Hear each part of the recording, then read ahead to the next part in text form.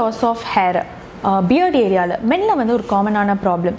இது மென்னுக்கு மட்டும் இல்லை, விமெனுக்கும் வரும். பட் விமெனுக்கு மோஸ்ட்டாக ஸ்கேல்பில் வரும். மென்னுக்கு வந்துட்டு ஃப்ரீக்வெண்ட்டாக வந்துட்டு பியர்ட் ஏரியாவில் வர சான்சஸ் இருக்குது.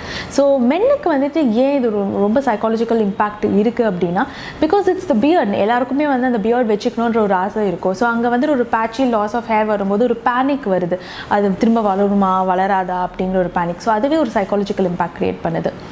அண்ட் நம்மளுக்கு ஒரு விஷயம் வந்தோடனே உடனே நம்ம கூகுளில் கேட்டுருவோம் அது என்ன அப்படின்ட்டு. அண்ட் கூகுளும் அதுக்கு கேன்சர்னு ஒரு பதிலை சொல்லும். ஸோ அது இன்னும் அந்த பேனிக்னஸ் வந்துட்டு இன்க்ரீஸ் பண்ணுது.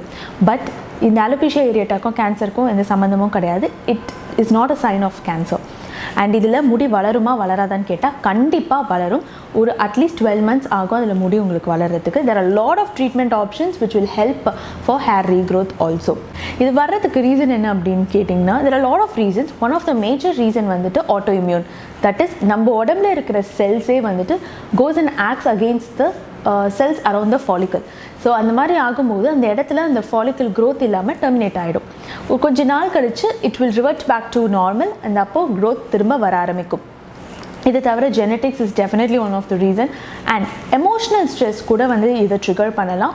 Also thyroid or diabetes or vitiligo சொரியாசிஸ்ங்கிற மாதிரி ப்ராப்ளம் இருக்கும்போது கூட உங்களுக்கு கூடவே இந்த அலோபேஷியா ஏரியேட் ஆகிற ப்ராப்ளம் வரலாம். Atopic dermatitis, that is wheezing asthma problem சின்ன வயசுலேருந்து இருக்கிறவங்களுக்கு கூட இந்த மாதிரி பேட்சி ஹேர் லாஸ் வரதுக்கு நிறைய சான்ஸ் இருக்குது. பட் கண்டிப்பாக இட் இஸ் ட்ரீட்டபிள். கண்டிப்பாக அங்கே ஹேர் க்ரோத் திரும்ப வரும். ஸோ இதில் நிறைய வீட்டில் வந்துட்டு ஹோம் ரெமெடிஸ் நிறைய கொடுப்பாங்க. அங்கே வந்து ஜிஞ்சர் தேங்க, ஆனியன் தேங்க சரியாயிடும் அப்படின்ட்டு.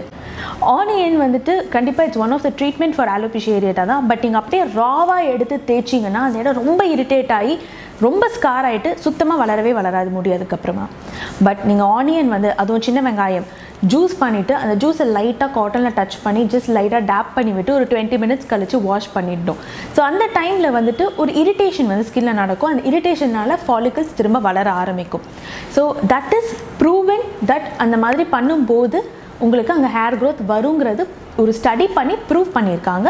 And it is also safe to use. But நீங்கள் அதை எடுத்து அப்படியே டேரெக்டாக தேய்ச்சி ரொம்ப நாள் யூஸ் பண்ணிட்டே இருந்தீங்கன்னா then it's definitely going to lead to scarring.